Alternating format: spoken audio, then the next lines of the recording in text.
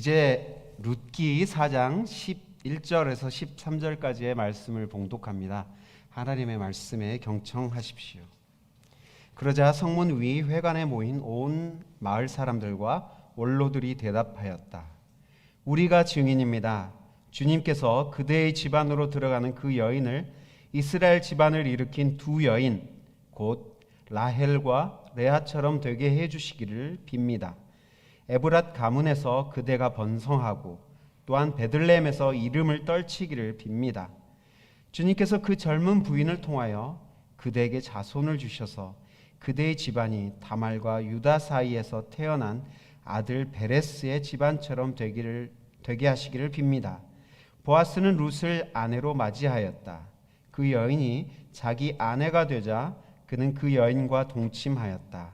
주님께서 그 여인을 보살피시니 그가 임신하여 아들을 낳았다. 이것은 우리 주님의 말씀입니다. 아멘. 아멘이십니까? 아멘. 감사합니다. 오늘 말씀을 통하여서 하나님의 은혜를 우리가 듣기를 원하는데요. 헷세드로 만들어갈 나라의 비전이라는 제목하에 하나님의 말씀을 나누고 싶습니다. 어린 시절 제가 농촌에서 살았는데 농촌에 참 불이 많이 났던 것 같아요. 제가 초등학교 때로 1학년 때로 기억하는데요. 한 2km 떨어진 건너편 마을에서 불이 이렇게 활활 타오르는 거예요. 외양간에 불이 났는데 그 외양간에서 있었던 돼지들이 뛰어나와가지고 온 동네를 막 누비고 다녀가지고 사람들이 돼지를 잡는 그런 소동이 벌어졌어요. 불 구경에다가 돼지 구경에다가 참 여러 가지 구경을 했던 그런 즐거웠던 물론 불이 난 집은 즐겁진 않았겠지만 구경하는 사람 입장에서는 제일 재밌는 구경 중에 하나가 불 구경과 싸움 구경이라 하잖아요. 그런데 또 이 시골에서는 또 싸움 구경이 많았습니다. 사람들이 싸우는 것도 구경 중에 하나지만 또 닭싸움, 개싸움, 또 소싸움 뭐 이런 거가 막 장날에 막 벌어지기도 했어요. 참 좋은 구경거리 중에 하나였는데 오늘 본문에서도 보면요.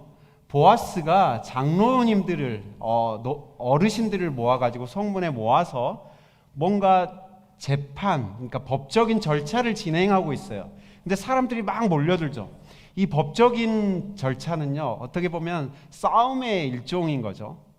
그러니까 누가 권리가 있고 누가 권리가 없는지 이거에 대한 분쟁이 바로 법적인 절차인데 이게 싸움의 일종이니까 사람들의 구경이 난 거예요. 보아스가 나오미와 모압 며느리를 위해 장로들을 모아 재판을 하고 있대. 우리 어서 저 성문으로 가서 한번 구경하러 가세 하고 사람들이 몰려들었습니다. 크지 않은 베들레헴 성내에 사람들이 삽시간에 이 소문이 퍼져갔고 9절 말씀을 보면요. 성문에 온 마을 사람들이 모였다라고 우리에게 정보를 주고 있죠. 여기서 관전 포인트는요. 돈 많고 능력 있는 남자인 보아스가 자기의 속마음을 내비쳤다는 거예요. 무슨 속마음입니까? 나옴이라는 이 늙은 여인이 데리고 온 모압 여인, 그러니까 이방 여인이죠. 외국인 이 여인인 룻과 보아스가 글쎄 결혼을 한대. 결혼을 하려고 자기의 마음을 내비쳤다는 거예요. 물론 보아스가 장로들을 모아서 이 법적인 절차를 진행하는 가장 큰 이유는 나오미가 잃었었던 그 땅을 되돌려 사주는 것이었습니다. 그것과 덧붙여서 룻을 자기의 아내로 맞아들이기로 한 것이고요.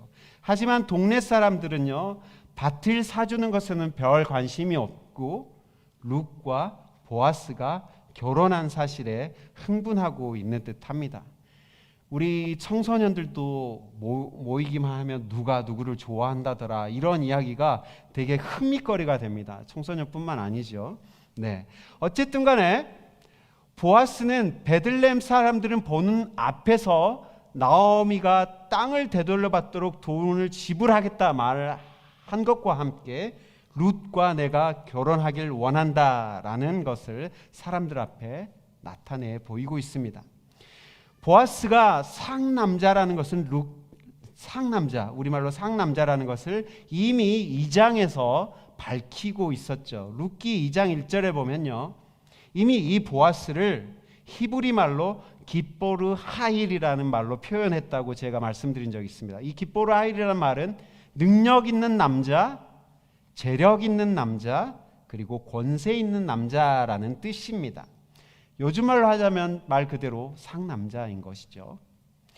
오늘 우리가 읽은 본문은 이런 보아스의 덕스러운 행동과 결단에 대한 마을 사람들의 축복의 내용입니다. 보아스가 정말 지금 덕스러운 행동을 하고 있는데 이것에 대한 마을 사람들의 어떻게 보면 반응인 거예요. 정말 잘했다라고 말하면서 보아스와 룻을 축복해 주고 있어요. 이 축복 안에 많은 의미들이 내포되어 있기 때문에 오늘 그 축복의 내용과 의미들을 여러분과 함께 나눠보고 싶습니다.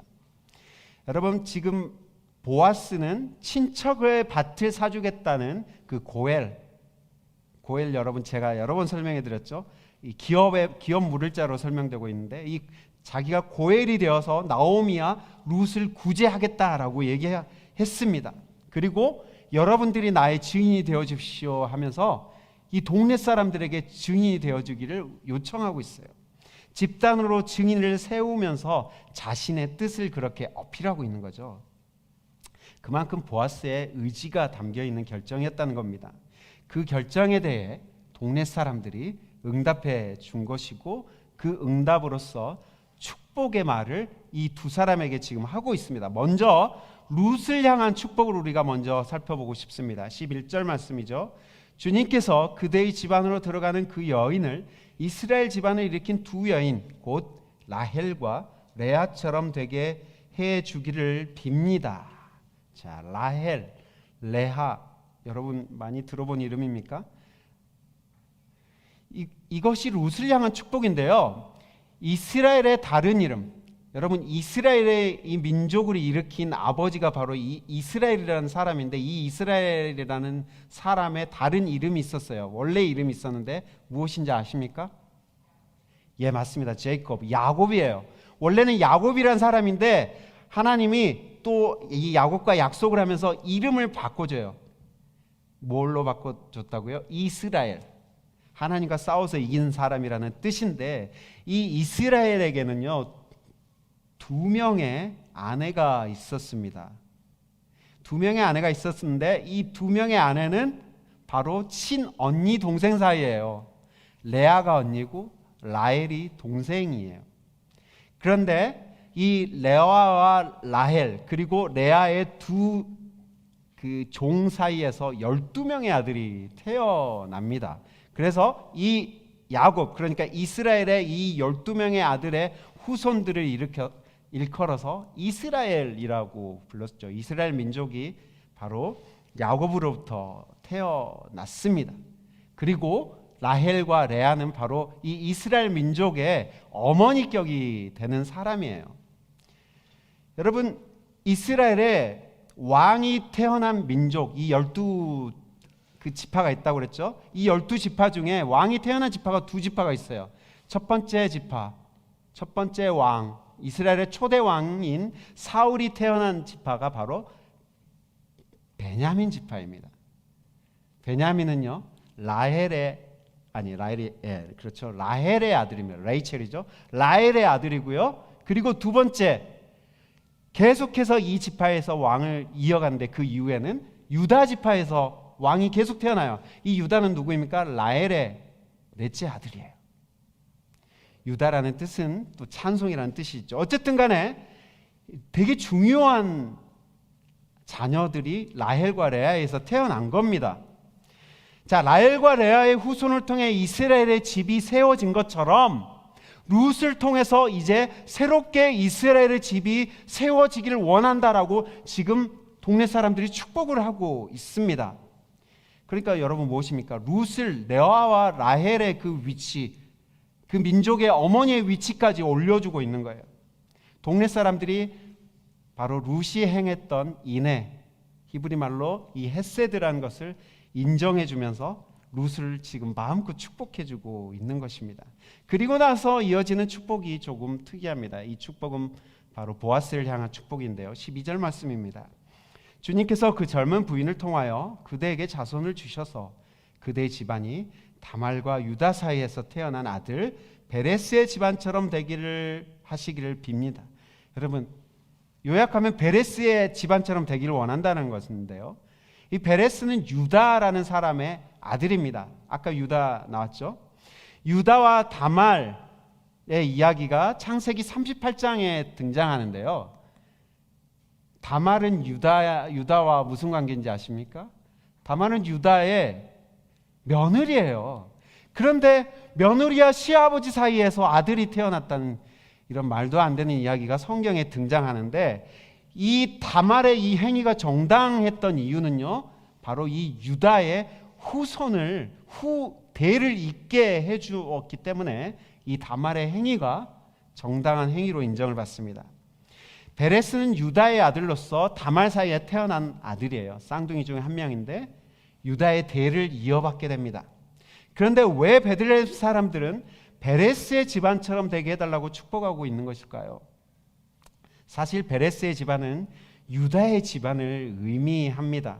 베레스라는 이야기를 하고 있지만 실은 유다의 이야기를 하고 있는 거예요. 베레스는 그다지 의미가 있는 인물은 아니고요. 베레스의 아버지인 유다가 되게 의미가 있는 인물인데, 이 유다를 강조하기 위해 베레스를 말하고 있는 거예요. 왜 베레스를 그러면 얘기를 하는지는 제가 좀 이따 얘기해 드리겠습니다.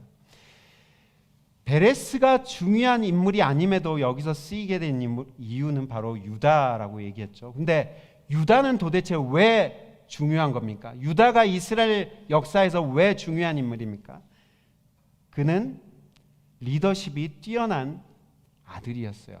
아까 말했던 야곱의 12아들 중에 가장 리더십이 뛰어난 아들이었습니다. 여러분, 리더십이 무엇입니까?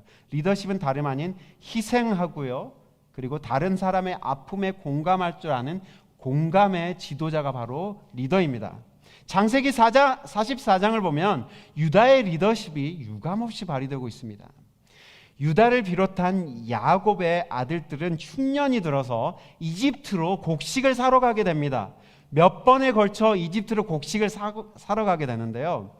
처음에 갔을 때 이 이집트로 곡식을 사러 갔는데, 그 이집트의 곡식을 주관하는 그 관리가 누구였습니까? 바로 자기들이 이집트로 노예로 팔아먹어버린 자기의 동생 요셉이었어요.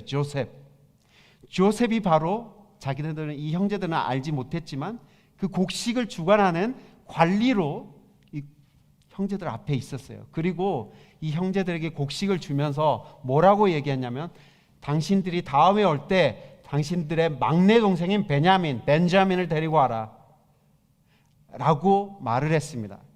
그리고 몇 년이 지나서 이제 곡식이 또 떨어져서 아버지 이스라엘의 허락을 받고 베냐민을 데리고 곡식을 사러 이집트로 다시 갑니다.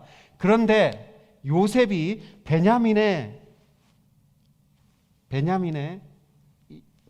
자루 안에 은잔을 집어넣게 돼요. 그러면서 꼬투리를 잡죠. 이 아들은 이제 당신의 아버지 야곱에게 돌아갈 수 없습니다라고 꼬투리를 잡게 되자, 그때 나선 인물이 누구입니까? 바로 유다였습니다. 유다가 뭐라고 얘기합니까? 이 막내 아들을 우리 아버지께서 잃으면 그는 생명의 소망을 잃고 죽고 말 것입니다. 저의 목숨을 담보로 저를 잡아두시고 여기가 이렇게 돼 있었네요. 네, 저의 형제들은 보내주십시오라고 얘기를 한 이야기가 44장의 이야기죠. 바로 이 유다라는 사람은요, 자기 아버지의 아픔에 깊이 공감할 줄 아는 사람이었고, 그 공감과 함께 자기의 삶을 다른 이를 위해 내어줄 줄 아는 인물이었습니다. 바로 우리가 말하는 이 룻기에서 말하는 인애의 사람, 헤세드의 사람이었던 거죠. 그러한 그의 삶의 태도를 인정받아 그는 큰 아들이 아니었음에도 불구하고 그의 후손에서 왕이 태어나게 되었던 것입니다.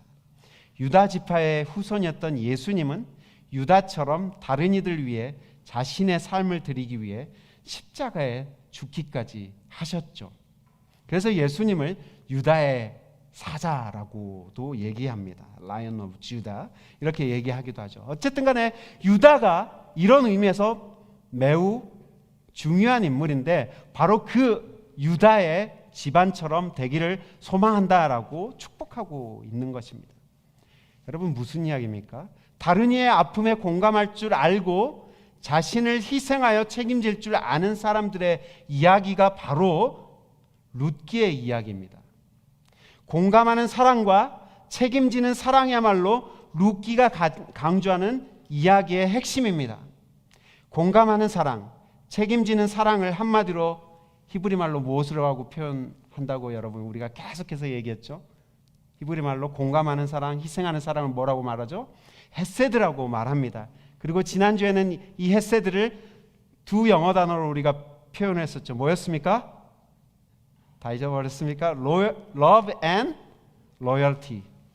Love and loyalty로 표현할 수 있는 말이 바로 이 헤세드인데 바로 이 유다 안에 이 헤세드가 있고 룻 안에 이런 헤세드, 인애가 가득한 하나님의 사랑을 이들이 보여주고 있다는 것입니다. 이 축복의 결과가 13절인데 축복의 동네 사람들의 축복의 결과로 13절의 말씀이 이루어집니다. 13절에 이렇게 말하고 있습니다. 주님께서 룻을 보살피시니 룻이 임신하여 아들을 낳았다. 여러분 마치 이 동네 사람들의 축복을 하나님께서 바로 받아서서 이 축복을 곧바로 내려준 것 같은 그런 느낌이 이 말씀을 읽으면서 우리가 받을 수 있습니다. 하나님이 사람들의 축복에 즉각적으로 반응하고 있는 것이죠. 룻기의 이야기에서 나타난 중요한 원리는요, 인간이 행하는 인애, 이 헤세드에 하나님이 적극적으로 반응하시며 움직인다는 거예요. 룻기를 보면 하나님은 계속해서 숨어 계십니다. 숨바꼭질하듯이 이렇게 무대 위로 나타나 계시지 않아요. 그런데 오늘 말씀에 하나님이 개입하셨다는 얘기가 나와요. 어떻게 개입합니까? 룻의 태를 여셨다는 거예요. 룻이 잉태하게 하나님이 개입하셨다는 거예요. 드디어 하나님이 무대 위로 등장하고 있는데 그것은 바로 인간이 행한 헤세드에 하나님이 응답하시며 복을 내려주시는 분으로서 이 룻기가 하나님을 묘사하고 있는 것이죠.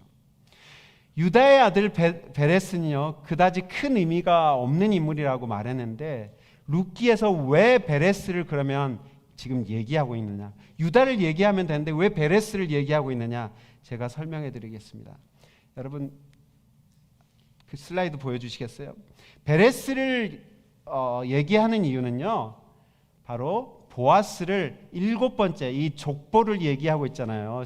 지금 룻기 마지막 부분에 족보가 나오는데 이 족보의 7번째 사람으로 보아스가 놓이게 하고 10번째 사람으로 다윗이 놓이게 하기 위해서 베레스부터 시작하는 거예요. 베레스 바로 앞에 유다가 있는데 유다부터 시작하면 보아스는 8번째 오겠죠. 그리고 다윗은 11번째. 근데 여러분 이스라엘에서 가장 중요한 숫자 중에 하나가 바로 7과 10입니다. 이 7과 10은 완전한 숫자예요. 퍼펙트 넘버예요.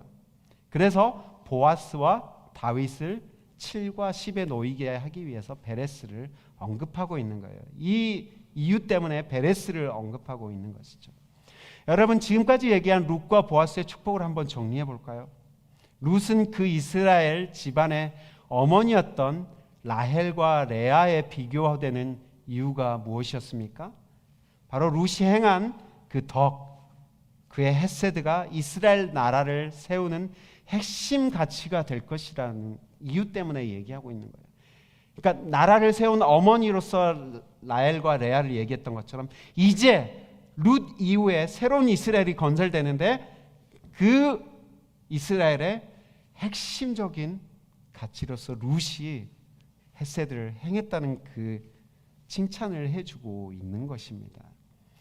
그리고 또한 보아스의 타인을 향한 공감, 그리고 타인의 아픔에 자기의 재산을 나누는 그런 희생, 나눔, 그런 인애, 그 모든 것들을 이렇게 높여주면서 동네 사람들이 축복하는 이유가 무엇입니까? 바로 이제 보아스 후손들이 이루어갈 나라 안에서 무엇이 가장 중요한가를, 그 가치를 설명해 주고 있는 것이죠. 여러분, 당군하면 우리나라의 시조라고, 할아버지, 가장 먼저 되는 할아버지라고 우리가 얘기하는데, 당군이 얘기했던 우리나라의 가치를 네 글자로 여러분 뭐라고들 말하죠? 홍익인간이라고 하죠. 홍익인간이 무슨 뜻입니까? 혹시 어린이 중에 혹시 얘기해 줄 사람 있어요? 홍익인간이 무슨 뜻이에요? 널리 사람을 이롭게 하는 그런 나라를 만들고 싶었어요. 그러니까 우리나라의, 이 대한민국이라는 나라의 가장 중요한 가치는 많은 사람들을 이롭게 하는 나라, 그 가치가 우리나라의 가장 중요한 가치예요. 그런데 룻과 보아스의 후손이 이룰 나라, 그 나라의 가장 중요한 가치는 바로 헤세드이다라는 것을 얘기해 주기 위해서 룻기를 지금 쓰고 있는 것입니다. 우리가 성경의 이야기에 귀를 기울이는 것은요, 단순히 어떤 성경 인물이 무엇을 행했다라는 것을 듣기 위해서 우리가 성경의 이야기를 듣는 것이 아닙니다. 우리가 만들어가야 할 세상, 우리가 꿈꾸는 세상이 어떤 세상인지 그 비전을 발견하기 위해 우리는 성경의 이야기를 듣습니다. 룻기는 계속해서 헷세드의 사람을 통해 나라가 세워지고 그 헷세드가 그 나라의 핵심적인 가치가 될 것이라는 것을 독자들에게 강조하고 있습니다. 우리가 예수를 믿고 교회에 나와 공동체를 이루는 이유가 바로 여기에 있습니다. 여러분, 예수를 믿으면 다 끝나는 것 아닙니다. 예수를 믿고 천국 가면 다 끝 아닌가요? 라고 이렇게 말하실 분들이 있을지 모르지만, 여러분, 예수를 믿으면 끝이 아니라 그제서야 시작입니다. 무슨 시작입니까? 바로 예수가 꿈꿨던 그 나라를 우리가 이 땅 위에서 함께 만들어가는 그 꿈을 이루는 그 시작이 바로 예수를 믿음으로부터 시작되는 것입니다. 예수를 믿는다면 예수가 행했던 삶의 태도를 본받아서 따라가는 일이 시작됩니다. 예수가 믿기 전에 나 중심이었던 삶에서 돌이켜 타자의 아픔에 공감하고 반응하는 삶으로 우리의 삶의 태도를 바꿔가는 것이죠.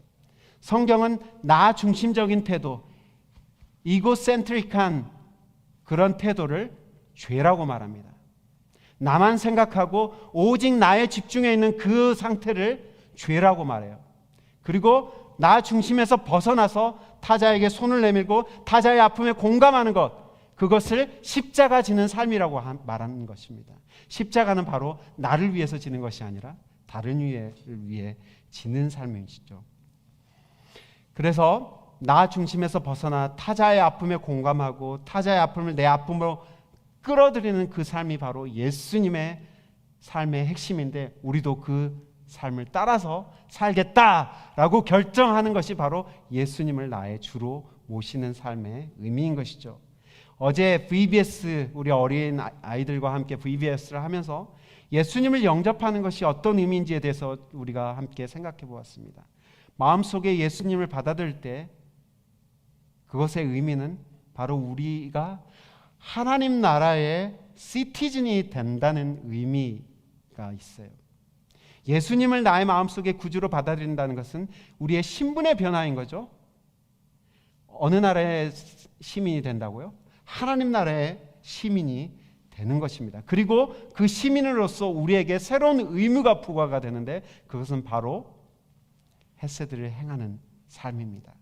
우리 자녀들에게 신앙을 전수하는 것은 매우 중요한데요, 신앙의 대를 잇는다는 것은 바로 이 헷세드의 사람을 길러내는 거예요. 헷세드의 사람들이 계속 끊임없이 이어지도록 하는 거예요. 유다에서 보아스로, 보아스에서 다윗으로, 다윗에서 예수로 계속 헷세드를 행하는 사람들이 끊임없이 이어지게 하는 것이죠. 여러분, 하나님 나라의 주인공은 바로 룻과 보아스처럼 다른 사람의 아픔에 공감하고 책임져 주는 사람입니다. 예수님의 십자가는 바로 그 헷세드의 가장 아름다운 표현이었습니다. 룻이 그랬던 것처럼 여러분을 통해 헤세드로 통치되는 하나님의 나라가 여러분의 일상과 관계들 안에 세워지기를 소망합니다. 그리고 다한학교회 안에 그런 하나님의 나라가 우리를 통해 세워져 가기를 소망합니다. 같이 기도하겠습니다. 살아계신 아버지 하나님, 룻기를 통해서 이제 룻과 보아스의 후손들이 이루어갈 나라에 대한 비전을 우리가 함께 나눴습니다. 주님, 룻과 보아스가 행했던 그 인내의 삶, 그 인내의 삶이 바로 그 나라의 핵심 가치가 될 것이라는 것을 룻기를 통해 룻기의 기자는 강조하고 있습니다. 우리 또한 그 삶을 본받아 우리의 공동체, 우리의 가정, 우리의 일상 위에 그런 헤세드의 공동체를 세워갈 수 있도록 도와주시옵소서. 예수 그리스도의 이름으로 기도합니다. 아멘.